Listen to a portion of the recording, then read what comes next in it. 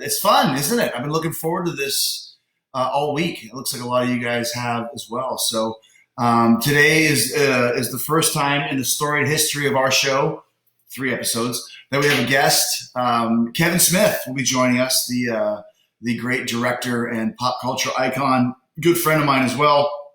And it's pretty crazy. I was trying to figure out a way to get him actually on the screen with me, but I know you can do that on Instagram Live, and I think you can do it on YouTube Live. But since this is Facebook, and maybe I'll switch to YouTube in another time frame, I'm actually going to have Kevin on a computer screen right beside me.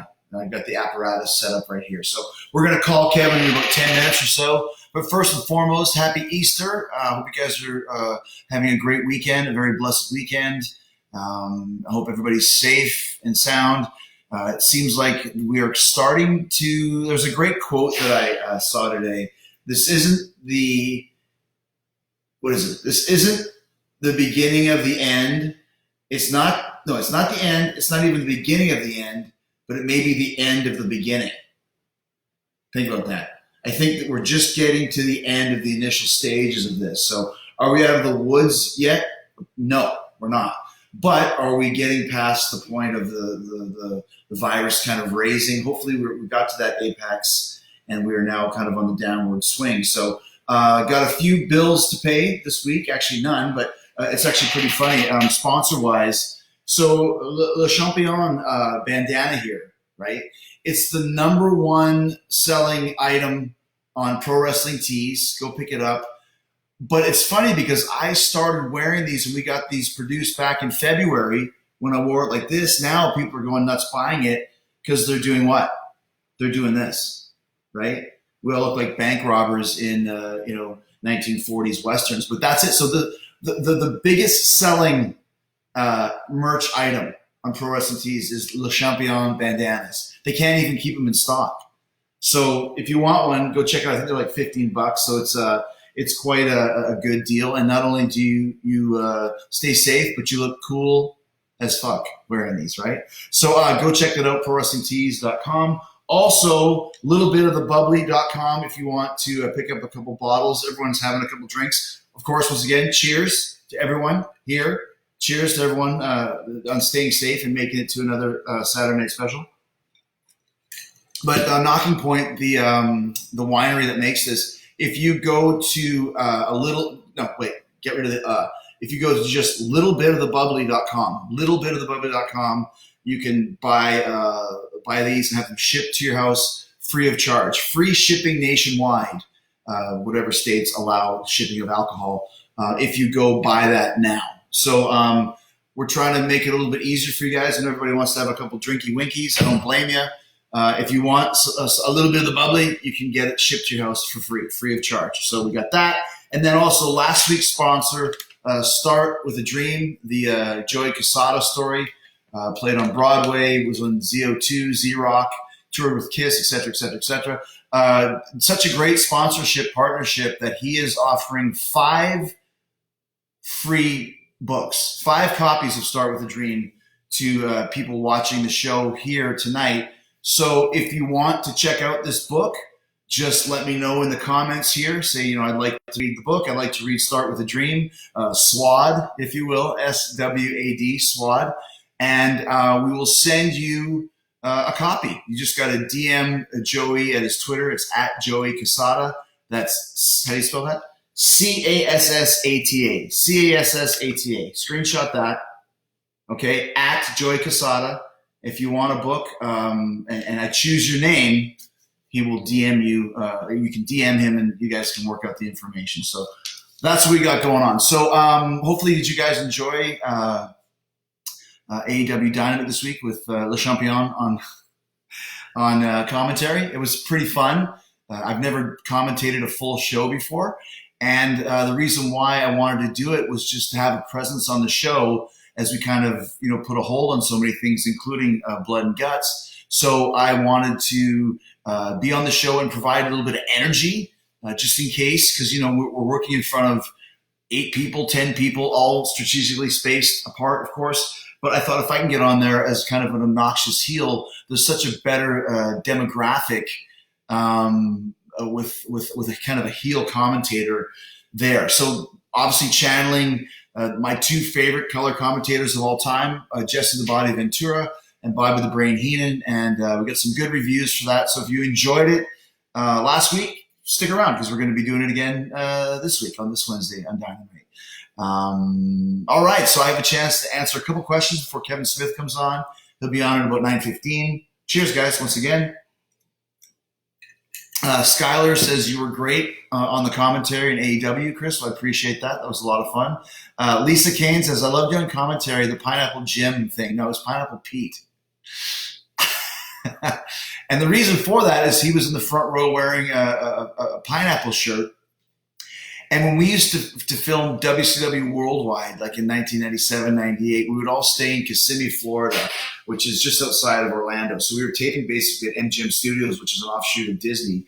And the place that we stayed at, I can't remember, some kind of slightly run down, kind of dumpy place. And the bar inside of the hotel, it was called Pineapple Pete's. So everyone used to go to Pineapple Pete's to hang out and have some drinks and, you know, whatever type of debauchery you could get into. And so when I saw his shirt, I was like, it's Pineapple Pete. Now, meanwhile, the kid's name is Sugar Dunkerton. He's wrestling Sammy Guevara this week. But I said, dude, you better call yourself Sugar Pineapple Pete Dunkerton. And I think we made a Pineapple Pete t-shirt, which you can also get. Lori Rocco Jacobson.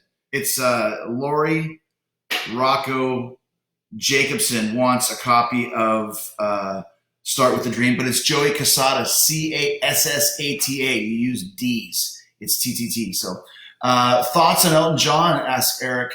Are you able to catch him on his farewell tour? I would love. I have tickets for the show, but the bad news is I think it was supposed to be in May, so I'm sure that tour has been postponed, but I will definitely go see Elton John. He's one of the guys I've never seen live before, and I think when you get to this point, if you haven't seen this, if you like rock and roll and you haven't seen the Stones and you haven't seen the Beatles, and I'll even throw, Kiss in there and the Who that are touring or about to tour. I just talked to Dennis DeYoung for Talk Jericho, ex-Styx singer. If you haven't seen these guys live, go see them because we don't know how much longer they're going to be touring for. And so Elton's definitely on that list for me. I read his set list, and it was like, oh my gosh, every single song is a fucking hit. So go check out Elton John if you get the chance when he goes back on tour. Terry says, would you consider being a full-time commentator after you retire from in-ring competition? Absolutely. I always loved commentating, but to do it for a whole hour or 2 hours, is not easy to do. So, but I had a great dance partner with Tony Schiavone, and obviously you're emulating and following the footsteps of the great Jim Ross, who's not at AEW Dynamite for travel reasons, nor should he be, in my opinion. So it was a perfect time for me to get in there and get my feet wet. And, Tony Schiavone used to cover my matches, back in the late 90s. And here we are talking about matches together. So it was a lot of fun. And Leo Flo, Le Champion, do you ever listen to hip-hop music? I'm curious to know. Not current hip-hop, although my kids love it. My son's always working out to it now, and that's great. Listen, whatever music you listen to that makes you feel is good with me. But I really like 90s hip-hop. That was a lot of fun with, MC Hammer and Vanilla Ice, and I love Gerardo. He was great. He had a great line that said, "The girls love me even more so when they keep rubbing my torso." I mean, come on. You can't go wrong with lyrics. That. Someone just asked me if I have serious sunburn. It's not serious sunburn, but I was in the sun today, so it's not serious, but it's fine. So tomorrow will be golden brown. That'll look amazing tomorrow. Clarissa Rosales says, not to ask this, but you are the perfect wrestler, and the response to that is, you're right. Kevin Smith coming up very, very shortly here. I'm going to call him in about a minute and look up this Frankenstein device of mine. Stick with me. It's not perfect. It's not technologically great, but but I think you guys will like it. So don't forget, if you want a copy of Joey Casada's Start with a Dream, the tweet is Joey Casada with 2 S's ATA. 2 S's ATA, and just say that you would like it, and I will send name's Joey and you follow him on Twitter, and then you get a free book. So there you go. And believe me, this is a huge, huge book. Okay, so I'm now you guys are gonna see this. Like I said, it's a very ghetto setup, but it's this is how we're doing things in this day and age. We're putting things together and doing the best we possibly can to entertain you guys. So I'm setting up this computer here, and I'm going to now call Kevin Smith via Skype.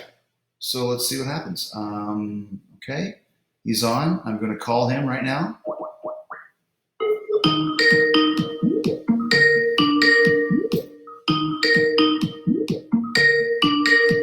Hopefully he answers. Maybe he's going to stiff me and leave me out in the cold here. I don't know. No answer yet. First time call. The person whom you're trying to reach is currently unavailable. Please leave a message after the beep. Listen to the message. Yes, Kevin Smith, this is Chris Jericho of the Saturday Night Special. Just calling you to see if you're available for a chat. We'll call you back in a bit, man. All right, there you go. Okay, well, we did not get a response from Kevin there, but we will try him again. You know, he's not getting off that easy. I know where he lives, literally, right? Bryce Halverson says, Fozzie, best band. I listen to you in my shop.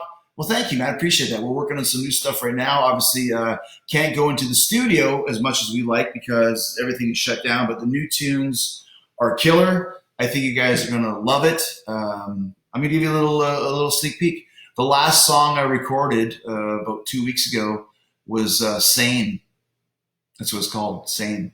So there you go. Paul Bianchi says, Kevin Smith will regret the day he didn't answer the champion. Well, he's going to answer. I actually talked to him about half an hour ago. Actually, no, it's close to about an hour ago, and he was running. So he's probably getting finished with his run, and he's going to call me when he can. So Simon Willis says, talk some old school heavy metal for now. Right now, Flotsam and Jetsam. Anybody like Flotsam and Jetsam? That just popped into my head. Doomsday for the Deceiver. Great album, of course, featuring a very young Jason Newsted, who wrote most of the songs, and there's so many great bass parts on those albums, on that album. And then he joins Metallica, and you can't even hear the bass on Justice for All. So if you want to hear Jason really just throwing down on some great thrash tunes, listen to Flotsam and Jetsam, Doomsday for the Deceiver. Amber says, can we pretty please do Judas tonight for the sing-along? We could maybe do that. I get a lot of requests, too, for Bon Jovi. It's like the ultimate karaoke song. You know what I mean? So we will maybe we'll do a double. I mean, let's just see. We just got to see what's going to happen with Kevin Smith and if he's around when he comes on board. And we'll say we will sing tonight. I promise you that. So Mackenzie Taylor, Chris, I can't wait to see you again in August at Jurgles. Got my VIP and tickets in hand. That's great. It's going to be a great show in Pittsburgh. We were pretty much, we did. We sold out Pittsburgh, but we didn't even announce it because it was right when all this stuff happened. So we moved the show to August, and hopefully that will allow us to be able to, enough time to be able to play. So everything was sold out. So hopefully in Pittsburgh. FozzieRock.com. I know it's kind of strange to think about going back to rock and roll shows, but listen, we're rockers, man. We got to get out there and listen to some tunes. So hopefully August, July, we'll be back on the streets, and they ain't talking about Vinnie Vincent. So big announcement about the Jericho cruise this week too. Kevin said 6:25. Okay, so I got 5 minutes before Kevin Smith is on board. So. And Justice for Jason says, Mike Whalen, it's on YouTube. It's the album with the bass turned up. I heard that might not even be the real bass though, Mike. I heard that it might be somebody else playing it. But either way, it's killer. Like, I love hearing what the bass parts are on that record. And still don't know why there's no bass on that. So I think one of the reasons for it is there's something to do with the guitars being so heavy and crunchy, the drums being so far up in the mix, that there wasn't enough space for Jason and kind of his distorted bass line. So maybe that's it. Maybe it's not. Seth Trainer says, my wife's birthday is very soon. Can you give her a happy birthday? Happy birthday to Seth's wife. So there you go. Yeah, so so it's funny to me because it says can't wait to jam in Lancaster, Pennsylvania. Lancaster is a great venue, lots of fun. I've played there with Fozzy many times. I played there with Metal Allegiance too. We had a gig there, which was fun, where we played like classic cover tunes, and it was with like Mike Portnoy and Mark from Death Angel and Ron Bumblefoot, and good times, good times, good times. Gabriel wants a copy of SWAD. Gabriel Tortoro. So you got a copy as well. So 2 copies have been claimed of Start With a Dream by Joey Quesada. Do you watch Killing Eve on AMC? Season 3 starts tomorrow. No, I'm not, but I did finish watching Schitt's Creek, which is, of course, one of the funniest shows. I love Eugene Levy and Catherine O'Hara. I've been a big fan of theirs since the late 70s, early 80s, when they used to be on a TV show in Canada called SCTV. I'm sure you heard of it.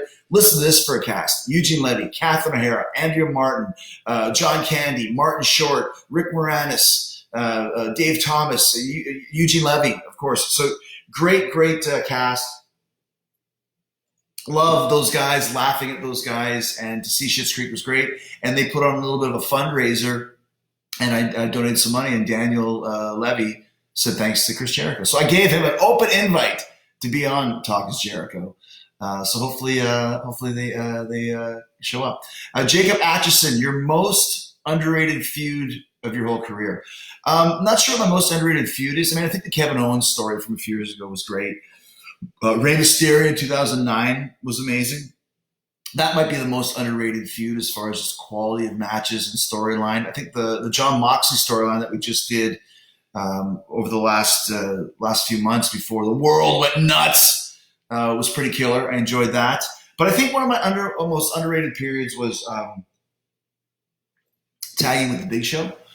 Originally, it was me and Edge were the tag team champions. Edge tore his Achilles tendon, and they didn't want me to lose the titles as far as being stripped of them. So they wanted me to choose another partner. And I said, listen, we need somebody who's a big gun here because we're going up against Triple H and Shawn Michaels. And if you put me with a young guy, I'm going to get murdered. Like, they're going to destroy me. Because those guys. I mean, they're promo greats and they're super popular and they can do whatever they want. So I need someone who's not going to be afraid of them and who has the lineage to go up against these guys. So my suggestion was Kane.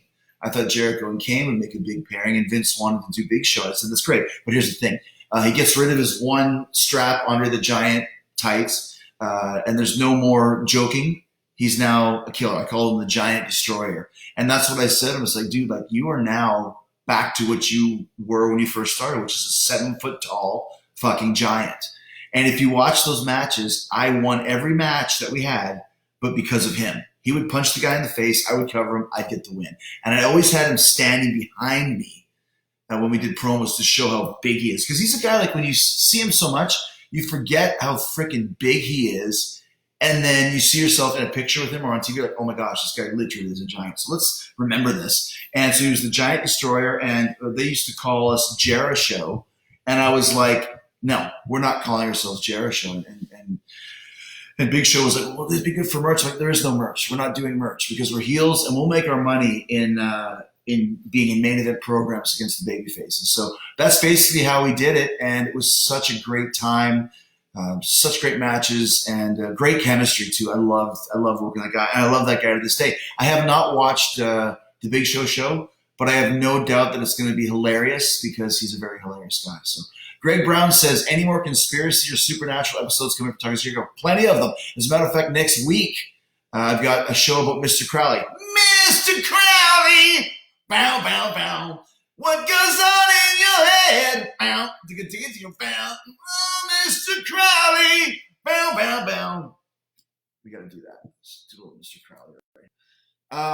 I found a guy who's an expert about Mr. Crowley, and we're going to do a show. He was the most evil man in the world, is what they called him. I'm like, wow, the wickedest man in the world is what they said about him. I'm like, really? That's to be the wickedest man in the world? That covers a lot of ground, and he is very, very well known for just being this crazy satanic guy. And so yeah, that'll be on this Friday, Mr. Crowley. So as we wait for Ozzy to kick in, obviously the great keyboard intro of Don Airy. And this is actually really cool. This is from, you can't see it, it's from 1981. Go Google Ozzy Osbourne, Mr. Crowley 1981 live video. It's with Randy Rhoads, Rudy Sarzo, and Tommy Aldridge. It's really, like I said, a little TV studio. It's a classic snapshot of this amazing period here. Mr. Crowley, what they done in your head? Oh, Mr. Crowley, did you talk with the dead?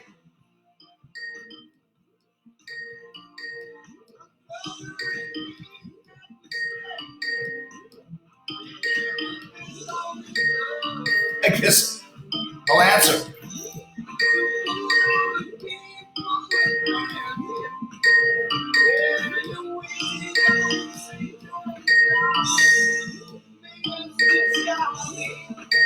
We're breaking down here on top of Jericho. I'm going to back one more line. Mr. Alarming in nocturnal rapport, uncovering things that were sacred, manifest on this earth, all concealed in the eye of a secret, and it's scattered through aftermath, yeah! All right. I'm going to call Kevin Smith right here.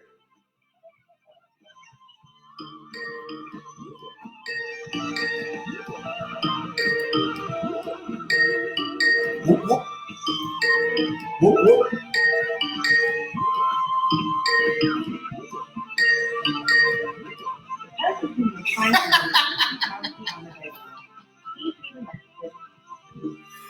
I'll try again after Mr. Crowley's time.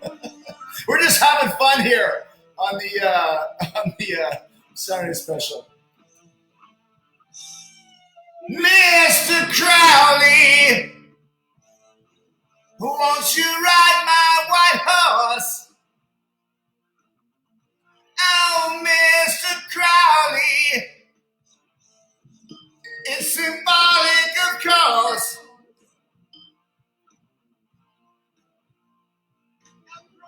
All right, are we here? Oh my God. We're going to get this going, guys, I promise. I'll try again.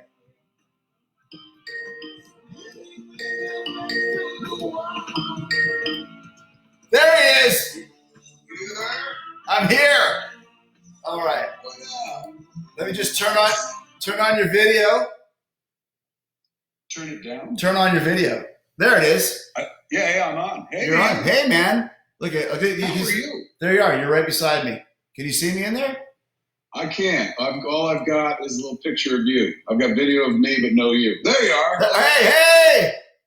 So yes, you figured it out, man. You don't need no fucking help. I was actually genius, Jericho. I was singing Mr. Crowley when you called, so I was trying to answer the phone, the Skype, and I couldn't, so I just decided to continue singing Mr. Crowley. So there you go. Mr. Crowley. I forget sometimes that you're a fucking crooner as well. With all the things you do, Renaissance man, you belt out some tunes. But you also know Mr. Crowley, which is great. Mr. Crowley! What is your favorite song that's not yours to sing, your favorite cover song? Well, here's the funny thing here on the Saturday Night Special that we do is we just sing whatever song comes up. Love it right away. Right away. The greens are up to match with the grains. So we've been singing just whatever songs come up. So last week somebody wanted to hear Don't Stop Believing. So we sang I'm just that. understanding right now that we're going to be singing. Well, if you want to sing, we were going to. Yeah, man. We I've been wanting to sing real bad. What? You a Tom Waits guy? I'm not, but if you want to try Tom Waits, we can do it. This is really beautiful. Waits does called Tom Traver's Blues. Mm-hmm. I've never heard it. It is. I'm going to try to pull it up. You pulling it up on your deck? Well, I don't know how the song goes, so I couldn't sing it with you. I wouldn't know it, but I can pull it up. You want me to play it and you sing it? I can do that. What's it called? Tom Waits? I don't think I can sing it. I'm no singer. But you should mark it. Tom Traver's Blues. Okay. It's a song about being drunk in Copenhagen. Well, we've all been there before. Yes, clearly. All right. All right. Well, you're the band leader, man. Pick some songs. Well, see, what we do here is we just shoot the breeze for a little bit and answer some questions and talk about whatever that people want to talk about.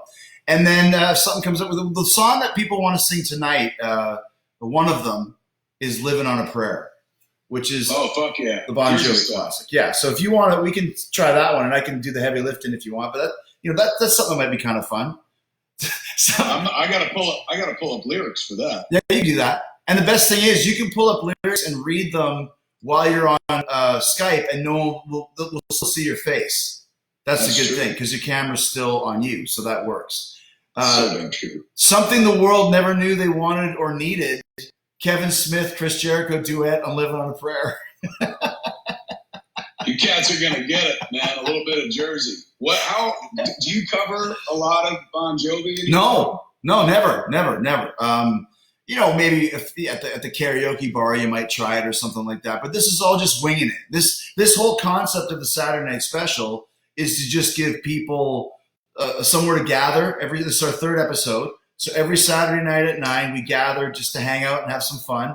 And when you said you wanted to join us, you're the first official guest here on the Saturday Night Special.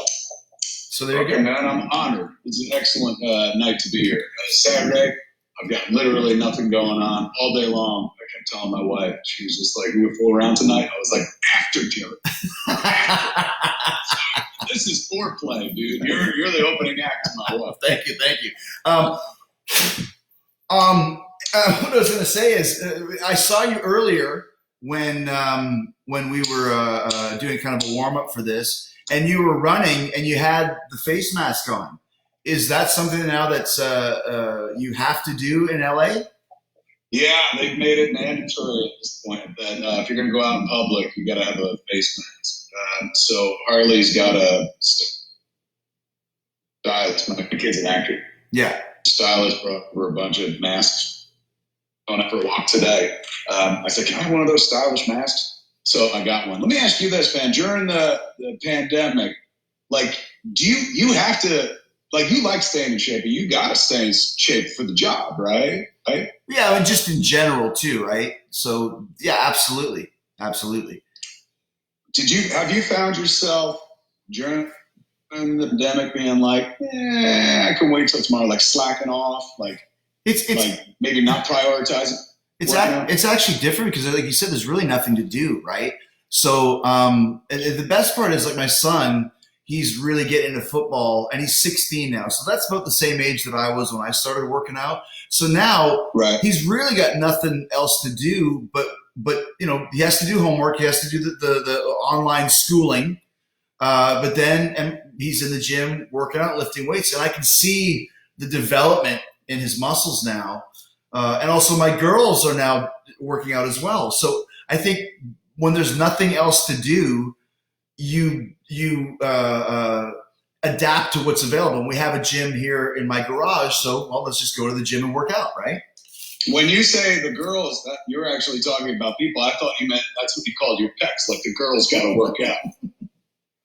The girls need some air, man. Let me ask you this: as a guy who's never taken his shirt off in public, that's part of the job for you. Oftentimes, is like being scantily clad and stuff. Do you ever get a moment before you go out where you're like there are some days where I'm like, I don't want to go do a show. I feel fat today. Do you ever have a night where you're like, I don't want to go out. I feel chubby or something? Yeah, you do. But I mean, that's just part. I mean, I've been doing this for 30 years, right?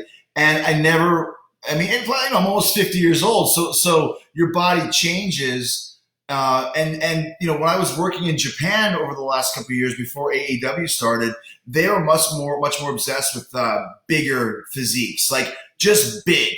Doesn't have to be ripped; it's just big. So I gained about 20 pounds because I wanted to see what would happen if I could be bigger and perceived as more of a Western villain, you know, like United States villain. Which in the 70s and 80s, these guys that did this, they were big, husky guys at 6'6", Stan Hansen and Bruiser Brody and these type of guys.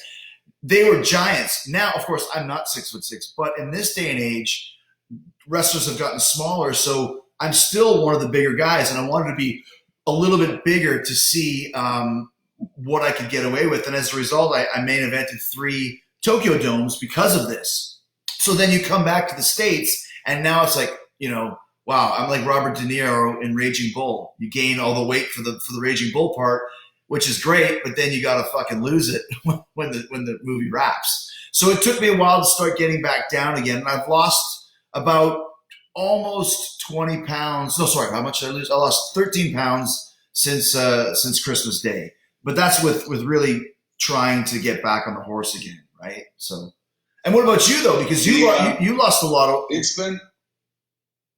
I did. I dropped a bunch of weight after the heart attack 2 years ago. And I wasn't, believe me, I didn't think like, oh, I'm bulletproof. Like, you know, you always got to watch it. But I went vegan after the heart attack. Used to be happy, now I'm vegan, as I said. So, hey, do you know how limited the? Do you know how you know someone's a vegan? Oh, they tell you. Oh, they'll fucking tell you. Oh yeah, it's a point of pride. I don't eat meat, everybody. I try not to put it in people's faces because people get really uptight about it. Like, I'm never the guy that's like, you should do this. I don't tell anybody what to fucking do and stuff. But when people ask me, how'd you lose that weight? I tell them, like, you ain't gonna like the answer, but I went vegan. And it just kind of fell off and shit. Some people online, when you're like, I'm vegan, they're like, oh yeah, well now I'm gonna eat twice as much meat. Fuck you. And you're like, those two things are not correlated. So I ain't preaching to anybody. I'm not telling anybody else to go vegan, but that's how I lost weight. Problem is, sugar is also vegan. So that doesn't go away. A lot of the high fatty things in my diet, I used to drink a lot of milk, eat a lot of cheese, and of course meat and stuff.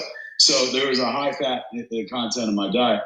That went away, so that helps in terms of weight loss. But the sugar stays. That's vegan as fuck. So in times like this, where you're like, oh man, we're locked down. How long? Well, let's start watching TV and eating. And you do like, remember The People versus Larry Flint, the movie? Yeah. It's like at one point, Larry and Althea go in their room and a fucking big vault door closes and the clock's off like 3 years and shit. And they just lay in bed and watch TV and eat and shit. That I run the risk of doing that here in the house because that's me and my wife.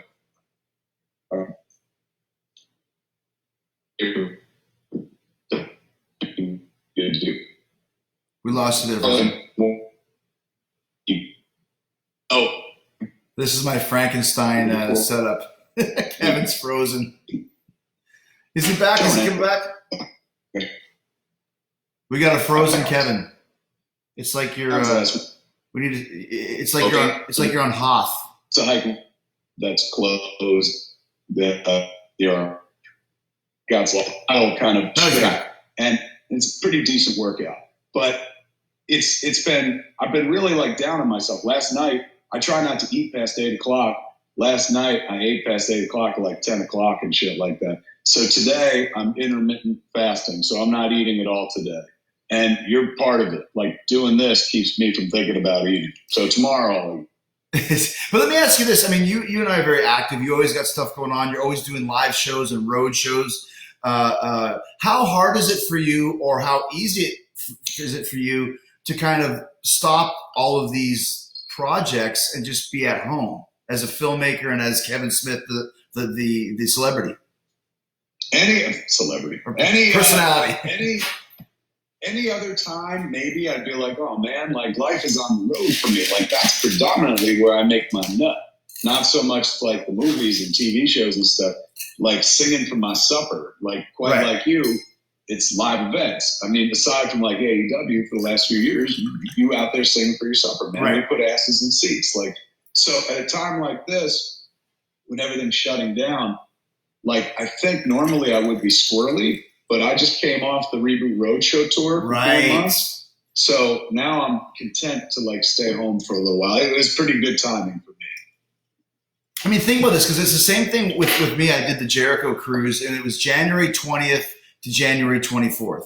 Had that been a month later, I would have been fucked, you know? And heaven forbid, 2 months later, it never would have happened at all. So yeah, I believe me, every day since I've gotten home, because the last day of our tour was February 26th. Wow. In New Orleans, bro. Wow. Like, it was the day after Mardi Gras. So I came home, and from that point forward, I've pretty much been here in the house. But like for a minute there, it was like, wait, we were just in a hotspot. I mean, as all these hotspots explode, we look back over the tour, and we were in all of them. I'm not saying we caused it, but I'm saying like you were there, we right? Were in those areas. And if all of this had been canceled while we were halfway through the tour, or God forbid, like at the beginning of the tour, like I would have been personally screwed. My investors would have been screwed and stuff. So I thank SMOD, in SMOD I trust, every day that we finished that tour before everything shut down. Because honestly, like I've been, I was posting pictures the whole time I was on tour, and it's like, you're seeing 1,000, 1,500 people a night. I don't know if we'll ever see that again for a few years. I don't know if like 1,000 people are going to want to go out at one time, sitting close to one another. It's stadiums and stuff with you guys. At least people can really spread out. But like at 1,000-seater, like who the hell's want to? Well, yeah, and that would have just tight. So I'm a little worried about my performance future. But I mean, yeah, that would have destroyed your whole project if you couldn't have done those road shows, and if this would have been scheduled for March, April. Suddenly, Silent Bob Reboot is done. Yeah, right. Totally. So I thank the Lord that we finished right before the shit came to a close. But let me tell you, I mean, I've told you, and I've said it other places, but since we're on your Facebook, one of my favorite aspects of the tour of touring Silent Bob Reboot, which for those that don't know, Chris was in. Jericho did a cameo, and for those that don't know, Chris's cameo. Spoilers, if you don't want to know, wait for it. 1, 2, 3. Chris plays the leader of Ku Klux Klan gang. Mm. So he's a Klan leader, and he comes in with every night when we watched that movie with the audience. Anytime they saw somebody they knew, or somebody from the other movies, or somebody fucking super famous,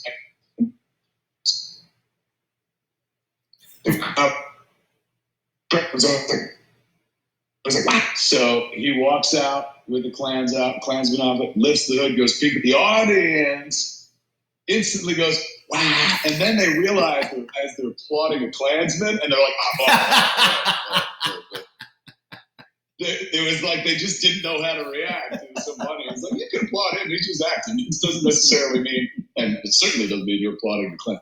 It was one of my favorite moments of the night to watch people who had been so used to like all out, wow, to be like, hey, another one, wow, and then be like, wait, am I applauding the Klansman? I'm going to put my hands down.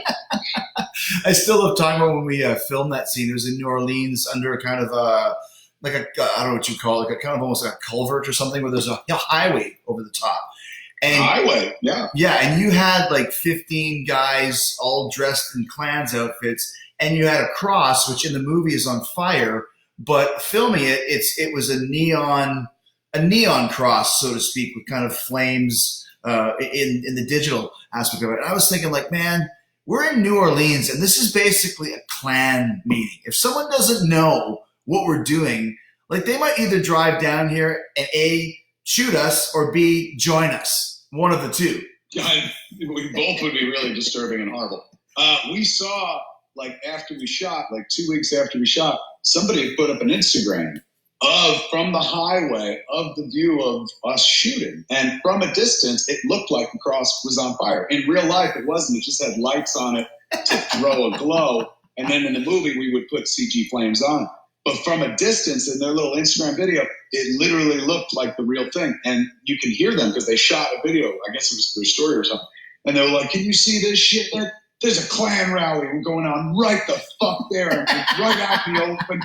We should go down there and shoot somebody. Like, when we saw it afterwards, like, yes, because on the ground, if you were nearby, you'd see signs about shooting in progress, but that just looked like the real thing.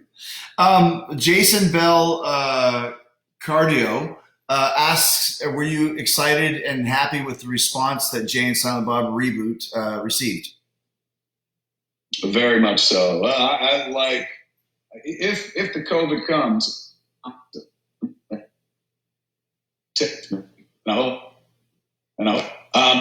great run. And this last year was fantastic. And a big part of that was Jay and Silent Bob Reboot, man. Like, I went out, I got to feel like when you go out there and the whole fucking crowd is like, wow, the energy, and like they're just screaming at you because they fucking love you and what you do and shit. Like, I got that every night, 65 cities, 67 cities, 3 countries over the course of 4 months, man. It was beautiful. Like, normally when you release a movie, you just hear what people think on Twitter or whatnot, see the box office numbers. But I got to be in the room every night with everybody, and it was so awesome. So, between that, going on tour, and it worked out, we were able to pay off our investors and stuff, and then putting our hands in the cement, me and Jay, at Graumans Chinese Theater and stuff. And then Clerks wound up in the National Film Registry for the Library of Congress. Like, I had a great year, man. So if for some reason COVID came and took me, I wouldn't want that to happen, but I could never bitch. Like, what a year to go out on. Every night of that tour, I've kept going, like, if I die tonight, it'd be fine, man. Like, I'm feeling the love. And every night I was kind of convinced I had died during the heart attack and that we were in heaven, because only in heaven do I have a packed house for every screening I do, and they get every joke. So it was beautiful. Well, tell quickly the story of why it meant so much to you. Besides the obvious of getting your handprints at in the cement at the Chinese Theater. It was years ago when I was a kid. I loved Hollywood and movies and TV, but we didn't have the internet, so you couldn't interact with that shit unless you just went to a movie theater or watched TV. Like, there were no VCRs. I'm talking about 1979. And Chris remembers, is fucking wasteland. If you liked something and you were watching it on TV, enjoy it now, because unless you see the rerun, you'll never see that fucking shit again. Yeah. And movies, same thing. Like, there was a time when if you wanted to see Star Wars, you literally had to wait for them to re-release that. That's right. Because it wasn't widely available. Once it left the theaters, it was gone. You never knew when you were going to see it again. And then every year they'd be like, return to the Force, and they'd re-release it and stuff. Generally right before the next movie was coming out. Like, I paid to see, well, I didn't pay, my parents paid to see Star Wars in like 1979 re-released, because the trailer for Empire Strikes Back, the first trailer on it. And I was like, can we please, like, nowadays you just fucking watch it on your iPhone. That's right, yeah. But like, then you would have to go see it in the theater. I was begging my parents, please, we have to go see Star Wars again. And we were not rich people. We were fucking poor people. So seeing a movie once was like a big deal. Seeing it again, like, my parents were like, bro, we saw that movie. Like, we took you to see that movie and stuff. And I was like, I know, but they're in the front of it, they're putting on a coming attraction for Star Wars 2. Mm-hmm. And it was a family discussion to figure out, should we all go see this movie again just because the fat one wants to watch a coming attraction? And it was a family date. We all went to the Hazlitt Airport Plaza, it was called, in Hazlitt, and there was a 2-screener and stuff. So went there and saw that. So I loved movies when I was a kid and stuff. I was not a sports kid. That was where me and my father communicated most and probably best. Like, he fostered my love of movies, like, but never said, you could do this shit. You know what I'm saying? Like, he took me to the movies all the time. I'd sit next to him. We'd watch movies. Never once was he like, you could do this, one day. Like, fucking, I came from a generation where parents were like, you see that mountain? Never climb it. You'll fucking fall. Like, stuff like that. Right. We weren't encouraged to dream and reach and stuff. Right. So my old man, loved movies, and he loved sports too. He liked boxing. He was a big boxing fan. But he knew that I loved movies. And he hated his job, and he worked at the post office. like canceling stamps at night. Not even a cool job walking around delivering mail. He went to a sectional center and canceled your fucking stamp. He hated his job so much and stuff. So he always like wanted to go on vacation around Easter time. When we got off from school, like my mom was real good at stretching a buck. We'd all get in the car. We'd drive down to Florida. Sometimes we'd fly on Eastern Airline if my mom could get a discount or something like that. And so we would vacate. Like my father had to. It's probably what kept him from going postal and like fucking killing people and shit like that. Like just every year, he's like, Grace, you got to take me somewhere. And we'd go places and stuff. One year, 1979, my mom organizes a train trip on Amtrak for me, my mom, my dad, my brother and sister. And we're going to go across the country and go to California, go to Hollywood. Because my dad was like, the fat one likes movies, let's go to Hollywood and stuff for vacation. So we all went to Hollywood and stuff, took a train. So it took like a week, maybe a week and a half and stuff. And it wasn't like we had a Pullman car or some shit. We were just sitting in seats and whatnot. But you make friends, you run around, you play Star Wars a lot on the train. And then you stop in towns and get a few minutes to run off the train and come back on and stuff. One time we were going through Kansas. And Native Americans that's what they told us. They didn't say Native Americans back then. Put logs on the train tracks and the train had to like stop. There was some sort of protest. So we got to get off the train and we were in Kansas City.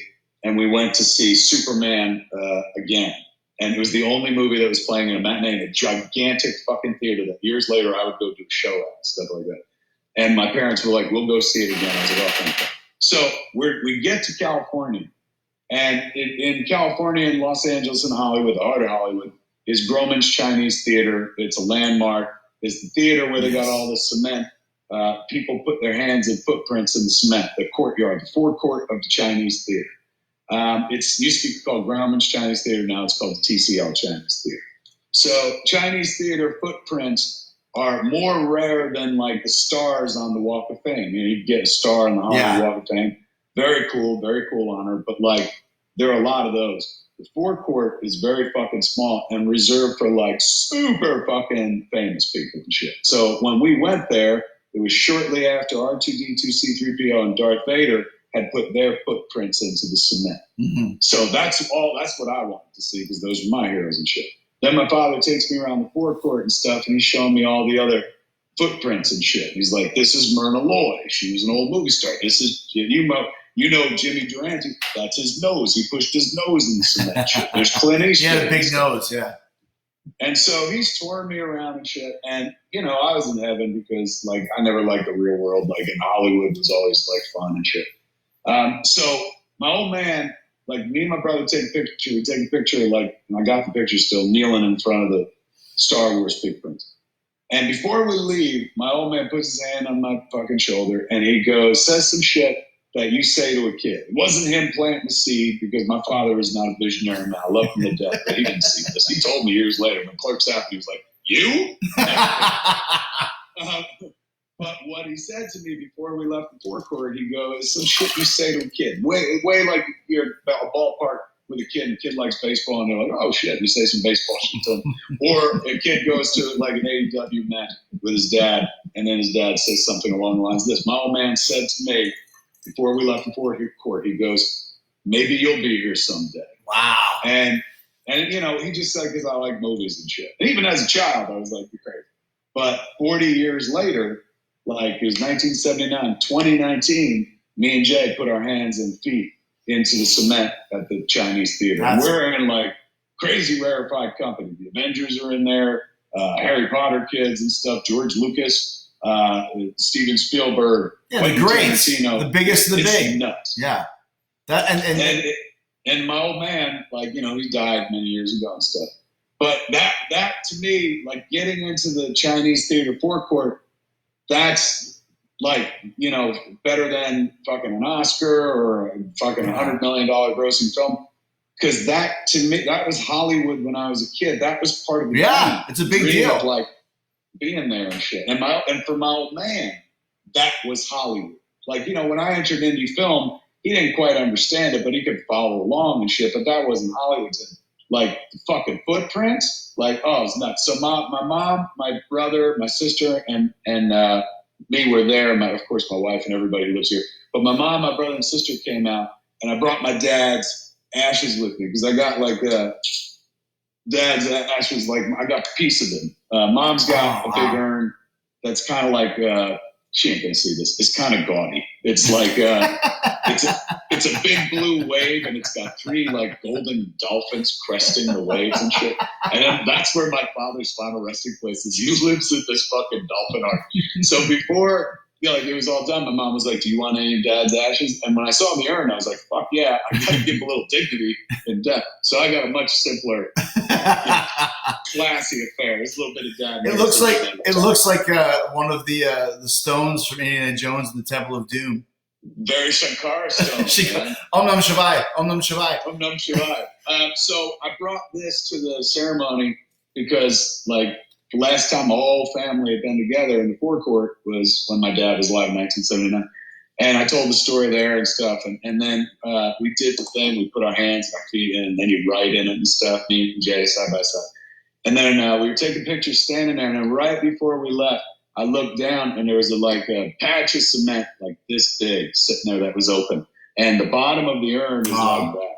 So I was like, let me see if it'll fit. And I hovered it over the cement, and there was enough space. So I just pushed it into the cement. So if you go look at my square, at the next to Jay's in the forecourt, there's this circle that's in the middle of it, and that's my dad's urn, because if anybody deserved to be a part of that shit, it was him. He called it. He didn't know he called it, but he fucking called it.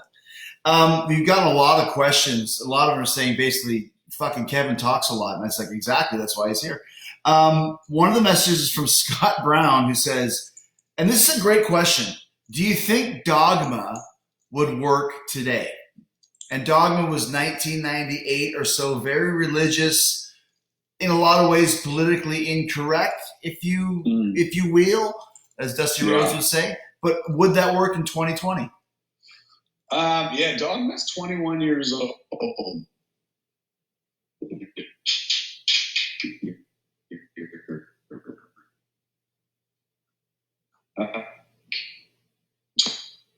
I got a hold of it. There he is. Is he back? See, next week I'll make this much better. Okay. I man be combo. From the in Hollywood looks like but we went there to shoot the show from there. And so Mark was talking about that show that was on, I think, CW, and now it's on Netflix.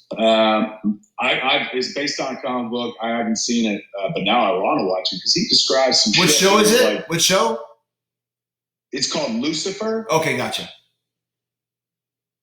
He described like some shit in the show where I was like, they're doing that on TV? Like they say that God has a wife and stuff, and Seth and Evan did Preacher, and that was pretty fucking out there. So I honestly feel like, by today's standards, Dogma is pretty tame. You can totally get away with Dogma today. Okay. Yeah, because, I mean, if you watch, like, for example, like All in the Family from 1972, you could never play that now 50 some odd years later, because of all of the stuff that's involved in that. It's interesting how things have changed, because it was so cutting edge and ahead of the curve in 1972. But when you watch it now, it's like you could never say this and do this.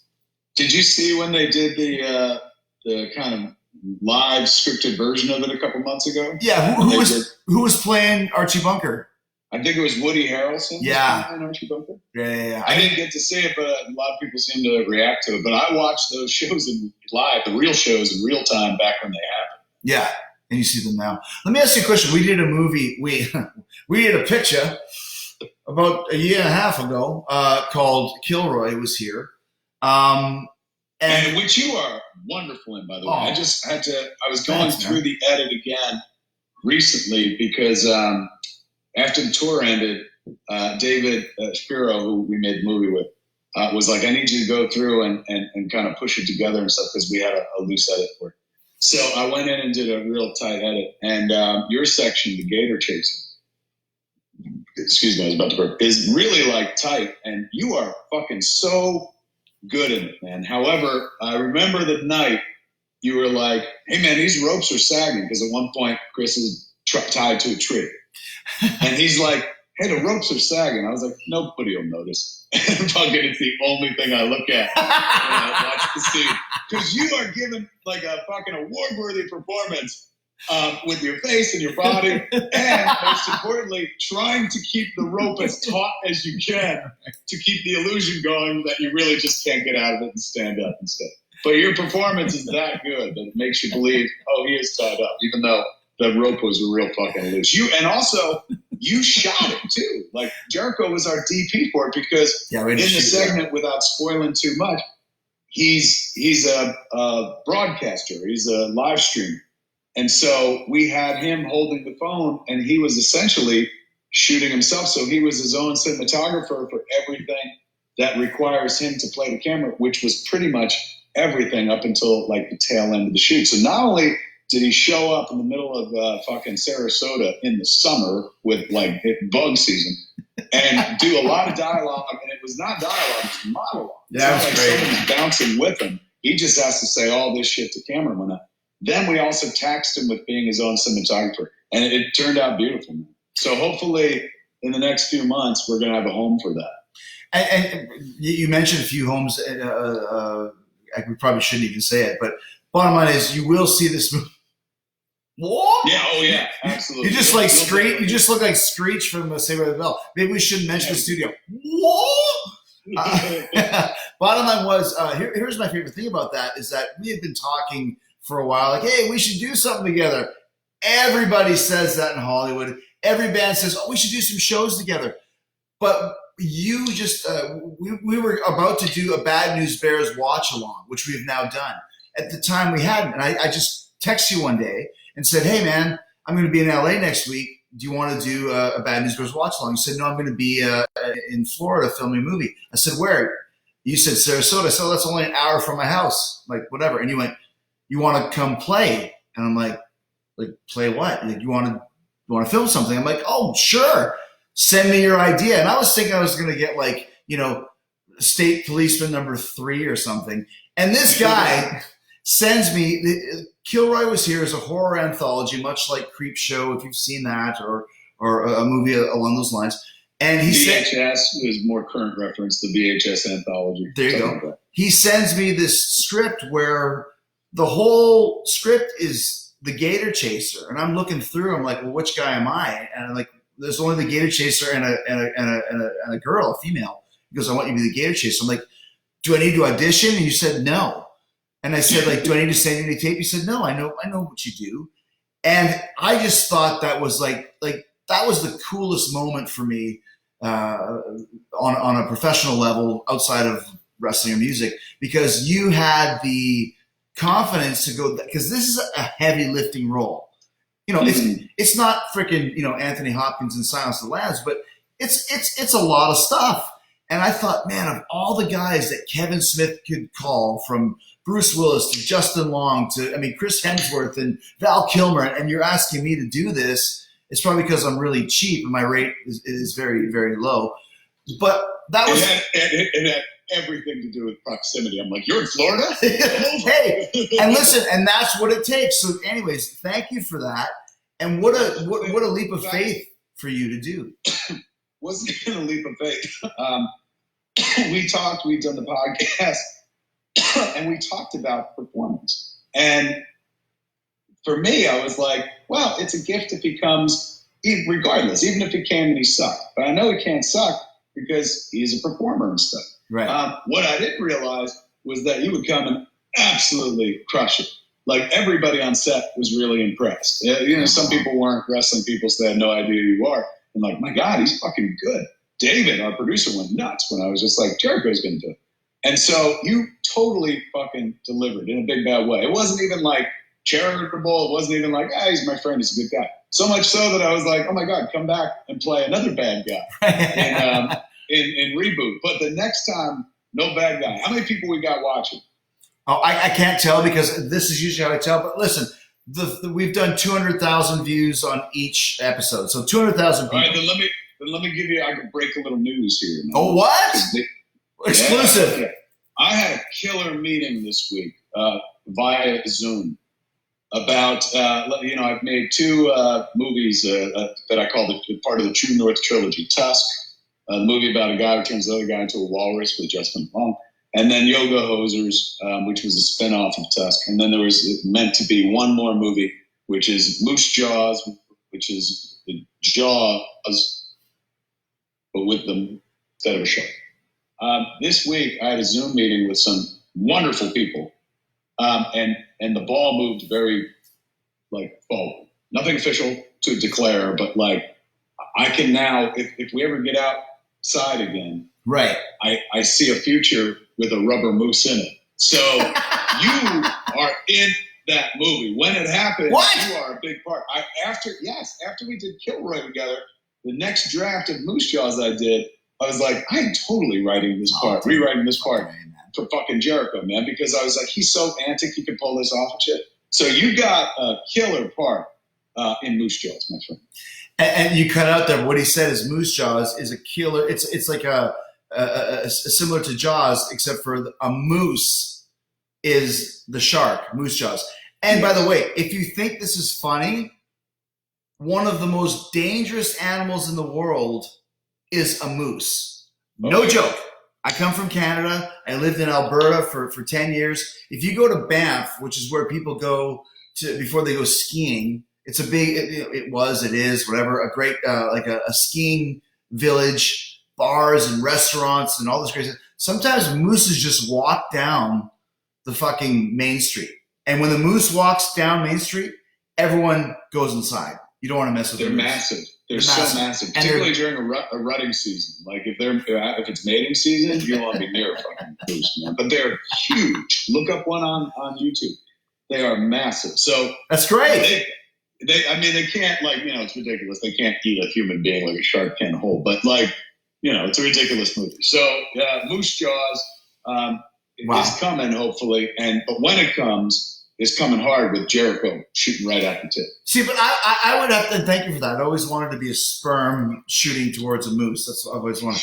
But I would think now that you've kind of, because I said this to you before, you've kind of rebooted, look what I did there, the concept of how to release a movie. Because most movies now either go straight to theater, 10,000 screens, Avengers, freaking, whatever it may be, or it goes to streaming. But you came up, or I'll give you the credit, but you came up with the idea of doing these road shows, which, by the way, the fact that you did them shows how much you care about your movie and how much you believe in your movie, because you're on the road. You are now in a rock and roll band. You got in a tour bus I saw a few times with your mom and go from town to town. But that's what paid the bills and made a profit for you. But what a great idea. And if you don't know what happened, Kevin went from town to town, and you could go to the theater to watch the show. And then afterwards, Kevin and Jason Mewes, a.k.a. Jay, would go and do a Q&A. And then you could get a picture with them and all this other stuff. So the fact that you did that must have really impressed your investors, which really opens the door for future projects for you. More importantly, pay the investors back. And that really opens the door for future projects. Because people don't get paid back in the movie business. Particularly the last money in people, the equity financiers. Those are people that, they put in money going like, I've always wanted to be in the movie business, and then they never see that fucking money get right. Or something like that. To me, people are the people I like to pay back because then I could end in the future. So now in the future, that my tour model now depends on a bunch of people showing I wonder when I'll be able to do that again. I'm going to savor the tour we were just on because I don't know if I'll get to do that again for quite some time. A couple last questions before we do our final Living on a Prayer, Jericho, Kevin Smith duet. Mark Crawford asked, what's the status of Clerks 3? Clerks 3 is being scripted as we speak. Right now, today, I was working on the script for Twilight of the Mallrats 2 script, which I'm coming into the third act on right now. I'm very excited about that. I think I'm in the beginning of the third act right now. It's always lovely when you get toward the end of scripts. Doesn't mean it'll be done, there'll be more drafts, but I've been redrafting this motherfucker since I've been writing it. Like the first 60 pages of the script are so fucking refined. Like I've gone through at least 25 drafts of just the first 60 pages. So today was a Mallrats, Twilight of the Mallrats day. Next will be a Clerks 3 day, where I sit down and write Clerks 3. As soon as I put Mallrats 2 to bed, or Twilight of the Mallrats, then it's on to the Clerks 3 shit. And so that, whoever puts the money up for whichever one, that's the movie that'll go first. But once again, it seems to me that and listen, you're a very smart guy. I know you're humble and you're stoned as fuck, as you know, as grains and greens. You're the greens, I'm the grains. But I think now that you've shown that this model can work of hitting the, I love it. The fact that you remind me of Dallas Winston in The Outsiders. I know you're not Outsiders afraid, but it's like, hey, pony boy, let me give you a gun. The fact that you've done this and it worked would tell me that whether it's I can't remember what the distribution company was. It was Sabo.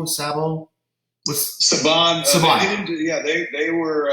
Saban was our North American distributor, and Universal was the rest of the world. So anyway, Saban Universal sees that you as a personality can bring people into the theaters, because when we went in Tampa. And you mentioned you thought like Tampa, who's going to come in Tampa? It was fucking sold out, man. And I'll say it was a big theater too. Yeah, I know, because I was in. You gave me comp tickets in the last row. I kid, you motherfucker. Point. I didn't. That wasn't my choice. Somebody gave me comp tickets not to be in the back row, and I'm like, hey, listen, man. I was like, that was Chris. Why didn't he just have front seats, or why didn't he? And they were like, oh. Dude, listen, I'm not freaking, Pauly Shore. I can't just walk into any theater and see myself on the big screen. So just to be there with my family and my friends, it was great. Point being, now that you've proven that this model works, it's almost like you've reinvented the game, in that if you finance my movie for, I don't know, $5 million, $10 million, whatever it was, I am willing to put the road work in and hit the streets to make sure you make this money back. So that would tell me that Moose Jaws, Mallrats, Twilight of the Mallrats, Clerks 3, whatever you want to do, will now have people behind you to finance it. It looks like it. It looks like that's how it's shaping up, except for Clerks 3, which I have a dream about financing that myself, because I financed the first one myself, not myself, but off credit cards. Right. Yeah. My credit cards. I was responsible for that money. Right. So, mercifully, I haven't had to pay for any of my movies. Since then, others have done it.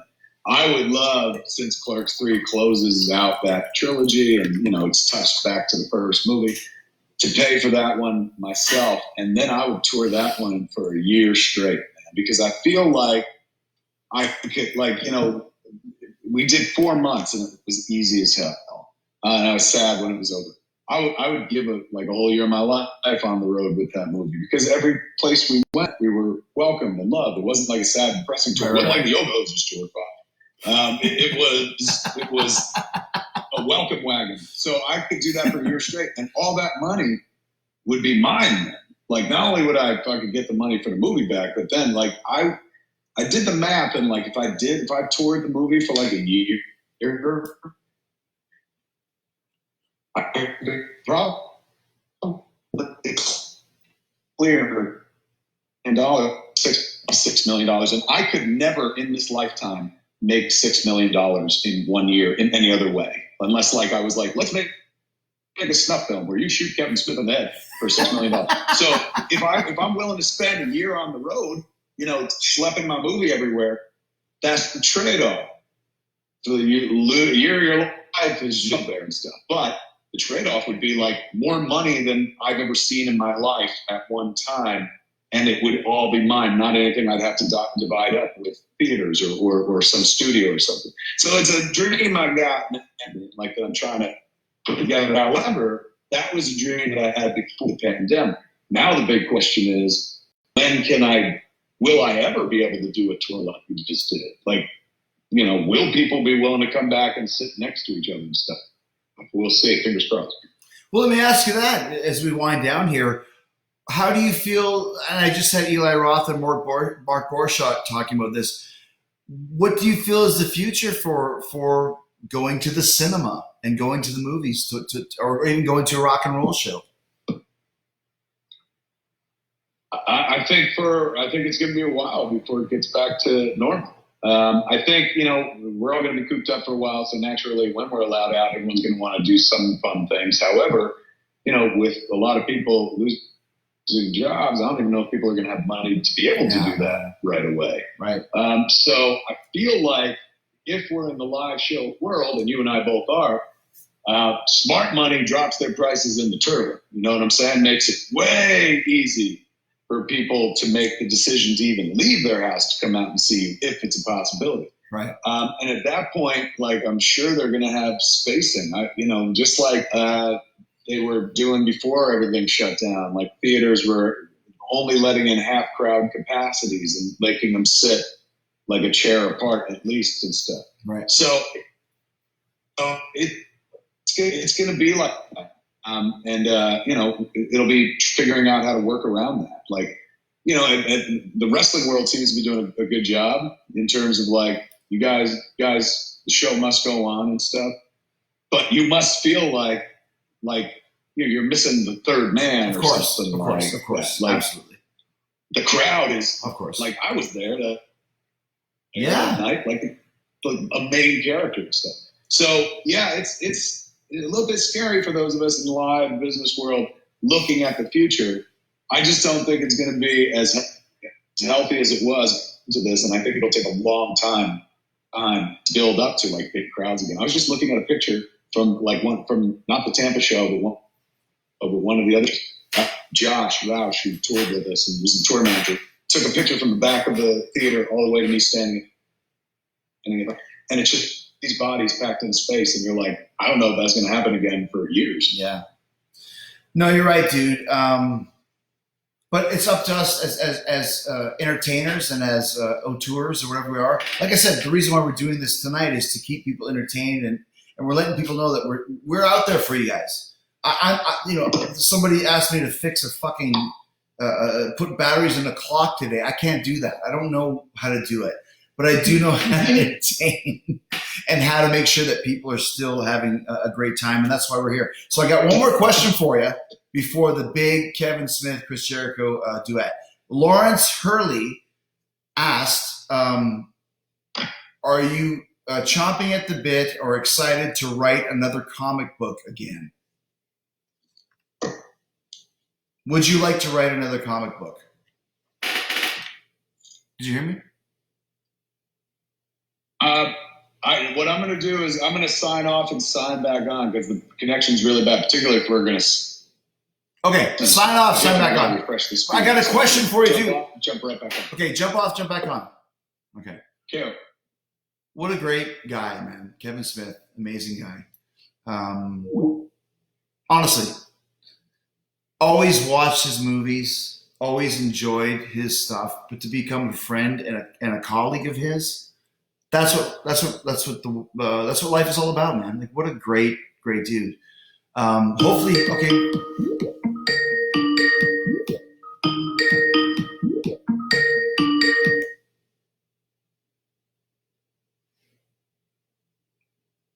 Okay, I'm an idiot, so I'm going to try and call him back right now. Oh my gosh, give me a break, man. Okay, I'm going to try him right now. I'm trying to call him.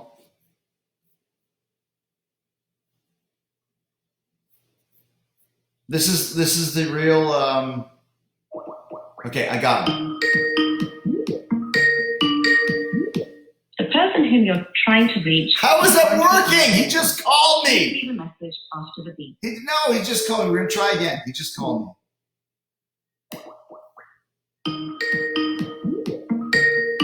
Come on. Boom, boom, boom. The person whom you're trying to reach. For fuck's sakes, I hate this English lady. Hold on, let's try one more time.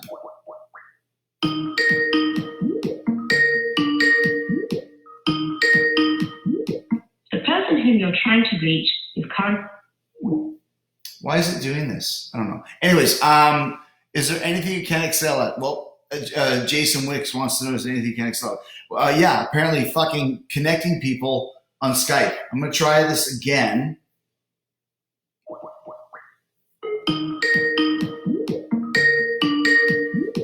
Maybe if I go on my phone. There you go. Hey, there you are. All right. I'm here. You're there. Are you here? I'm here. Let me make sure the camera's on. There you are. All right. We're back over here. Okay. There you go, buddy. I tried to call back 3 times. And like I said, I can't fix a fucking clock and I can't connect somebody via Skype. But Lawrence Hurley wants to know, are you excited to write another comic book again? Yeah, I am. I just recently, or I guess it was last year, I did a Hit Girl miniseries for Mark Miller, playing with that character, which was fun. And there a Batman miniseries that I'm still in the middle of and have been for 10 years with my friend Walter Flanagan. We put it to the side back when Comic Book Men got started. Comic Book Men ended a long time ago. We still have to get back to it. We did a Batman series together before. We did The Widening Gyre and Batman Cacophony. And so there's a third one, Batman Bellicosity, which I've been working on for a few years.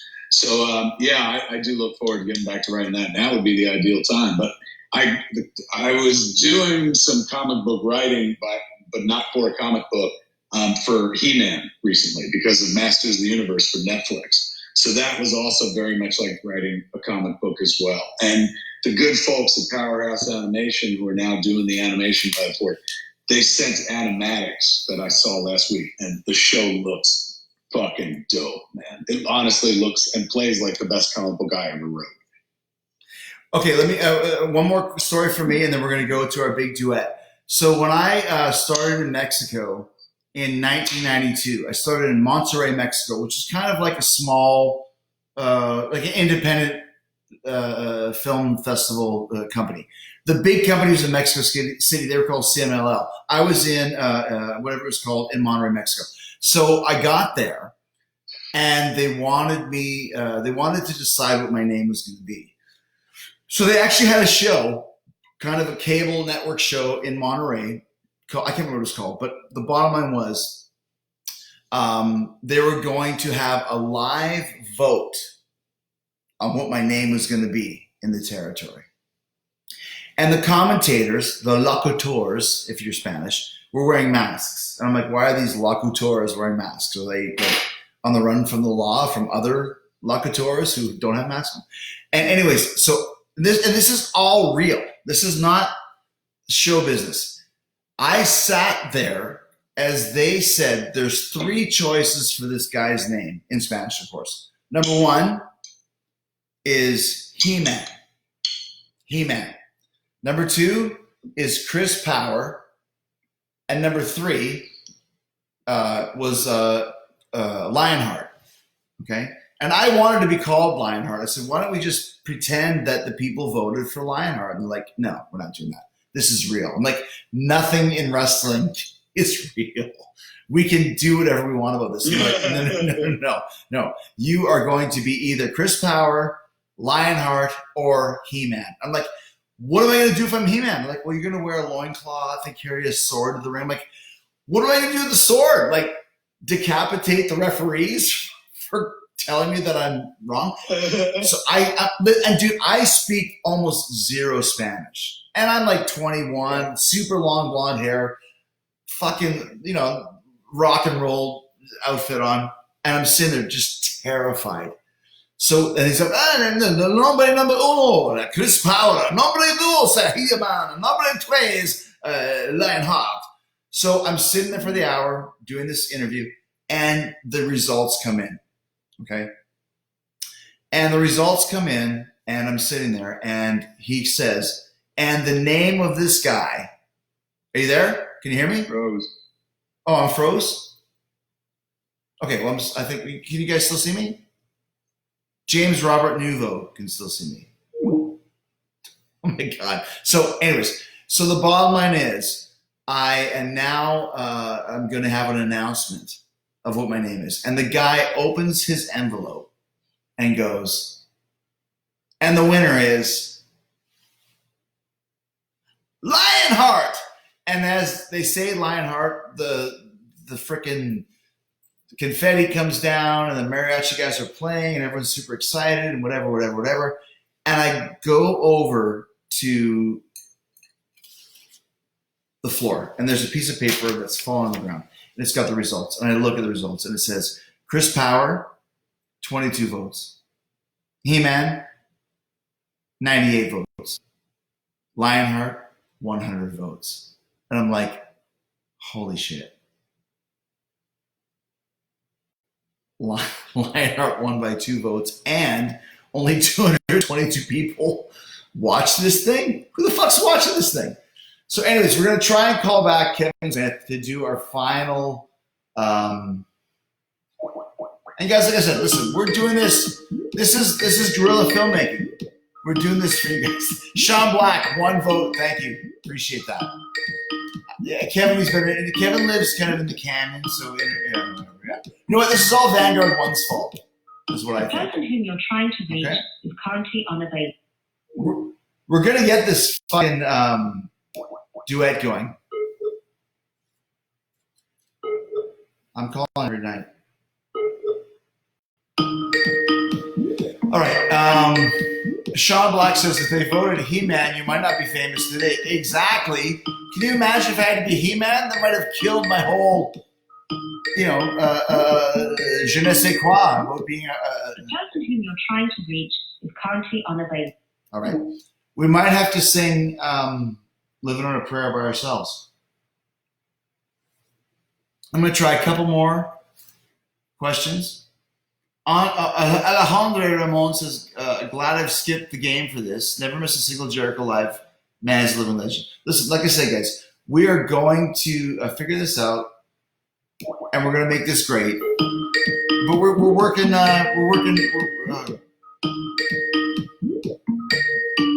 Somebody say, is that what Vanguard sounds like? Yeah. Master of Puppets to Master of He-Man. Okay. The person whom you're trying to reach, Kevin might be gone. Unavailable. He might not be able to come back. So listen, do we want to do Living on a Prayer, Judas? Should we do Judas first, and then hopefully we can get Kevin for Living on a Prayer? Let me ask you guys this: should we do Judas first? Okay. Let me grab Judas, and we'll do Judas first, and then we'll do Living on a Prayer one way or another. If Kevin's involved, we're in. If he's not, he's not. I'm just going to text him right now and say, actually, you know what? I'm going to put this down here. And that way, if he calls back, we're not going to get interrupted. I'm going to text him right now. Watch, this is real. You want real life stuff. This is real life stuff of Chris texting Kevin Smith and saying, we are going to sing Judas now. Judas now. I'll call you in 5 minutes for Living on a Prayer.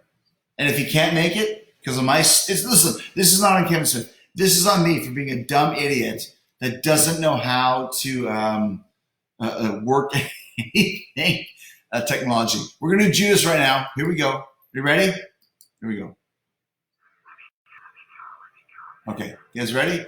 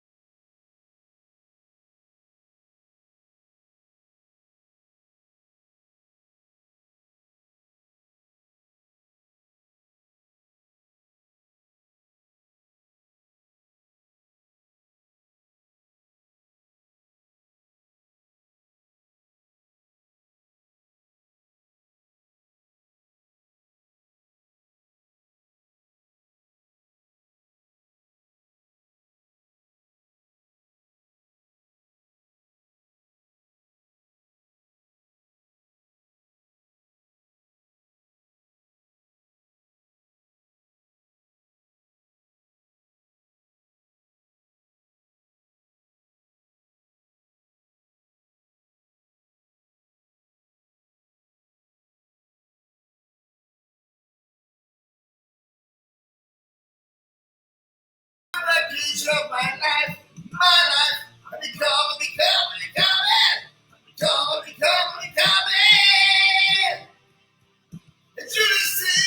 Judas in my mind. I become it.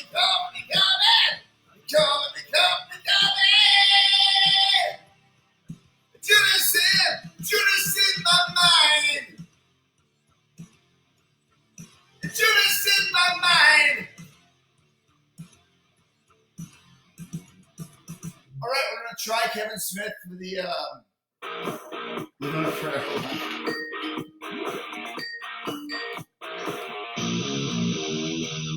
He's back. Is he back? What? My gosh, where are you? Is it just me?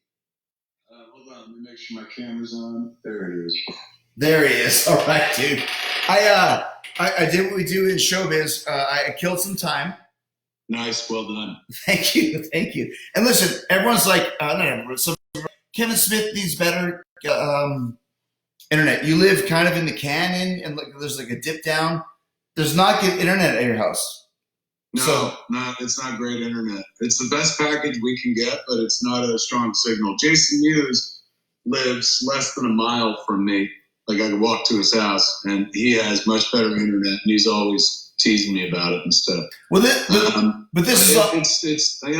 I don't have a big dick either, but I get it to work. So Listen, this is on me because literally we can do this on YouTube Live with more people. I did not figure out how to do that, so we're doing this. And listen, if anybody sitting at home watching the Saturday special has a problem with Kevin Smith, hold on to this guy right there. He's got his hands in the and his feet and whatever in the cement at the Graumans Theater. It's a big deal. He's on our show tonight, and he's here to hang out with you guys. So most of my people are excited. So, and JP Domenico says, "My love for you is ticking clock, bells out." Exactly. So, are we going to finish this off with a little Jersey Bon Jovi, "Living on a Prayer"? Let's try, man. Listen, we are here to entertain you guys. If we sing a wrong note, don't worry about it. It's all fun. Okay? We're going to start this. I'm going to start on my end. Do you have the lyrics pulled up, Kevin? I do. I feel like I should stand, but you're singing while sitting down. What's that about? Oh, well, this is called years of singing. Listen, yeah, if we're recording an album, you don't sit down because it's all about the diaphragm. Right? But listen. Stand up. Give me the best chance. And close the door so the family can't hear. I love your house, by the way. Where Kevin is right now is if you guys heard the Bad News Bears watch along, the Pulp Fiction watch along, which was a huge hit, was right there in Kevin's studio. And we're going to do another watch along probably in the next week or two. I don't even know if we should let people know what the movie is that we're going to do the watch along for, Kevin. Well, it depends if you want, like you just said it in the Telling of Tell. You were like, the Pulp Fiction one was huge. Bad News Bears one, by indication, not as huge.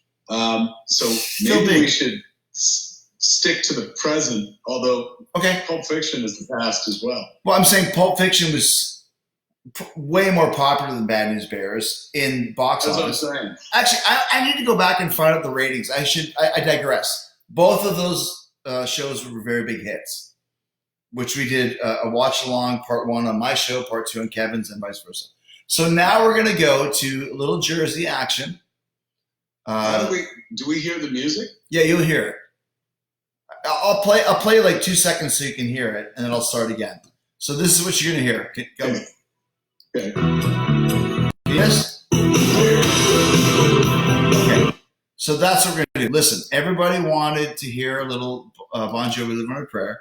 And we're going to do this. Kevin Smith and Chris Jericho on a duet. Let's hold on. Let's warm up first. Fucking, I can't go in cold. Okay. Let's see.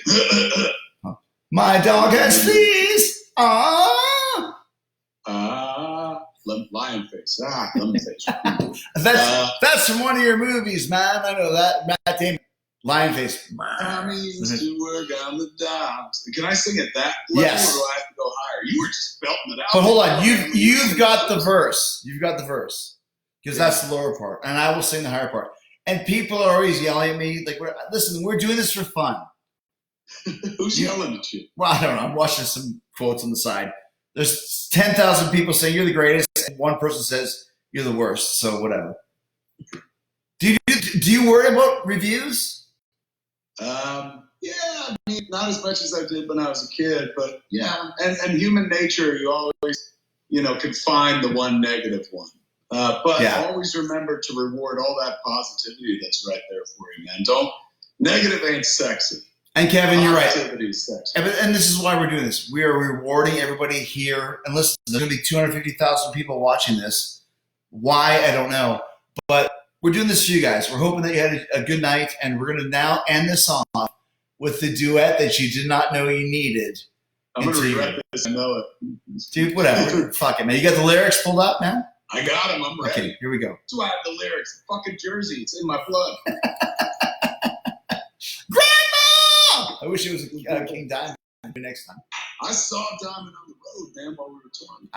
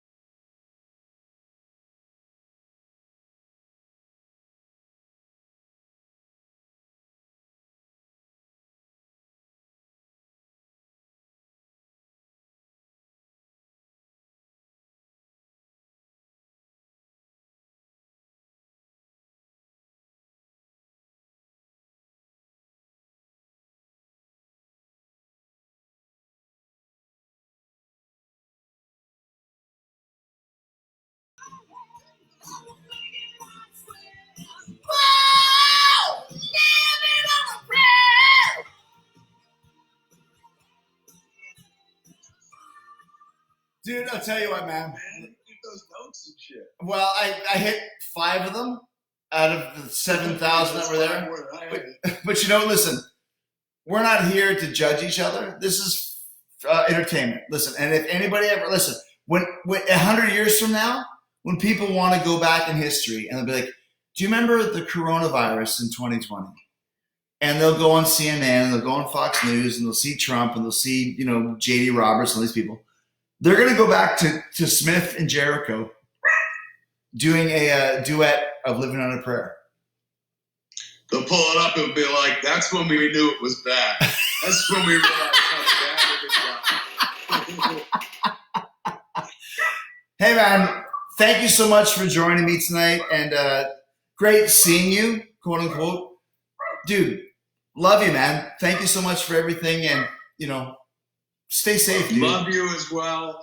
Can't wait to do this in person, man. I know, and hopefully it'll be very soon. But in the meantime, in between time, we're gonna do our own. We're gonna do our other watch along during the day, which will be much less wasted for us. Right. We've got a good one. It's a good movie too, but it's not a popular movie, man. Like maybe we should pick a real popular one so everyone wants to see it. Okay, I'll follow your lead. All I know is you're the only other person I've ever met who really digs this movie, because this one is a really obscure, but for me, it got into my head when I was like 10 years old, and I've never forgotten it. Then we should do it. We should do one for us and one for them. Like we'll do Iron Man or something, but then we'll do this one as well. Love it. Because you're right, it's deep cuts. And listen, both of us have nothing else to do, so let's make it happen, man. Fuck yeah, man. No doubt. We're all just sitting around. Well, one of us is fucking staying in shape, for heaven's sake. Look at you. You're running around Running Canyon with a mask on your face. That's hard. No, nothing's hard for the champion. Hey, man. Enjoy your bubbly good too. Thank you, dude. And I'll talk to you soon. And next time, I'll promise my technology will be much better. I'll try to get some better fucking internet here. My bad. Can you get a better personality too in the meantime? I'll work on that as well. Dude, love you, man. Thank you so much. Stay safe, and we'll talk soon. Be true, man. Be careful out there. Say hello to the family. Say hi to the wife. Thank you, brother. What a great guy. Kevin Smith. What an awesome guy, man. Listen, that's some great stuff. So anyways, guys, I know you want to go back to your 2, 1, 2, 3. Yeah, I'm honestly kind of a little bit low-ski. So thank you so much, guys, for being with us. And here's the winners of the Start With The Dream, the SWAT free book. And there was hundreds of people that asked, but here's the winners. Lori Rocco Jacobson, Kim Blakely,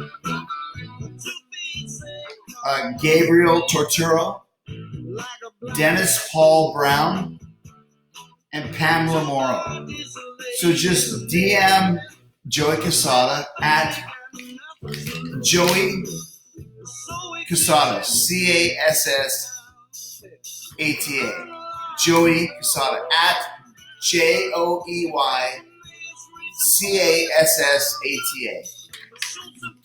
DM him, follow him, and then DM him. I don't even know. Figure it out. Lori Rocco Jacobson, Kim Blakely, Gabriel Totoro, Dennis Paul Brown, and Pamela Morrow. I hope you guys, Jerry Shane says, I expected this to suck. This is the best thing I watched all week. Thanks, man. Kevin Smith is a great guy. Listen, he's here. Listen, I don't have any slugs on this show. These are people who are doing this for you guys to hopefully keep you entertained. So I'm going to keep reading the Jeff Rose. Good stuff, Chris. I want to grab a little bit of the bubbly when I get my stimulus. Thank you, brother. A little bit of the bubbly.com.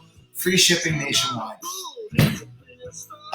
Todd Hicks says, if you read good old JR's books, if you have anything, it's great. And he's going to be on Talkers Jericho in about next week. Not this week, but next week. And Alejandro Ramon, after Chris, I'm not retired. Okay, Walter's Leia, that was the best duet. I'm watching Silent Bob Reboot. Thanks, Walter. Great guy. Dylan Decker says, thank you for the weekly entertainment. Mr. Lionheart, happy Easter. Happy Easter to you, brother. Thank you so much for watching.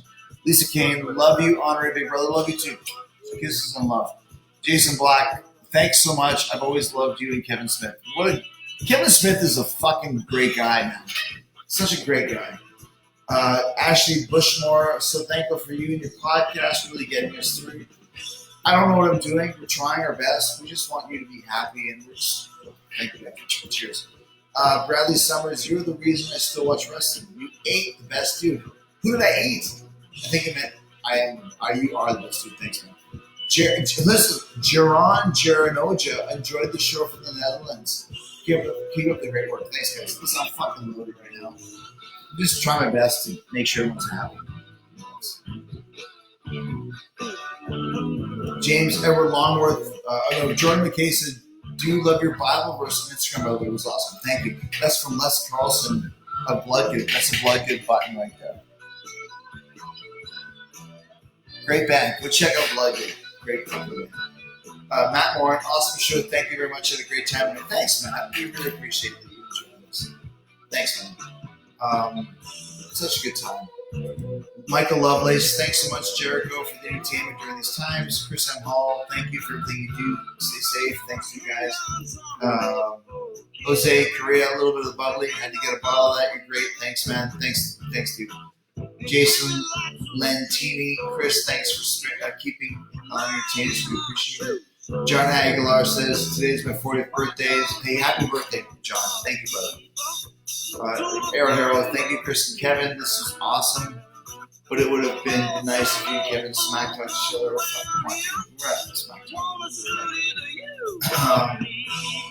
Eric Peterson, you and Kevin are a dream team. Love the watch alongs. We're going to do a great one for you.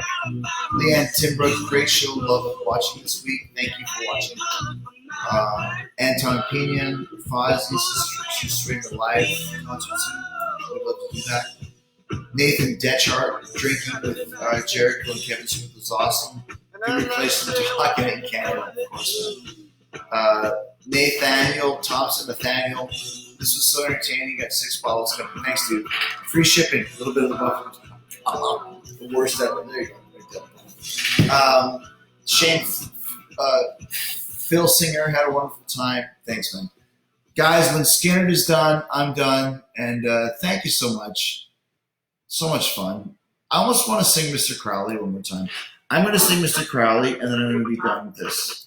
Okay? Can I do that for you guys? Here we go. I'm going to fast forward.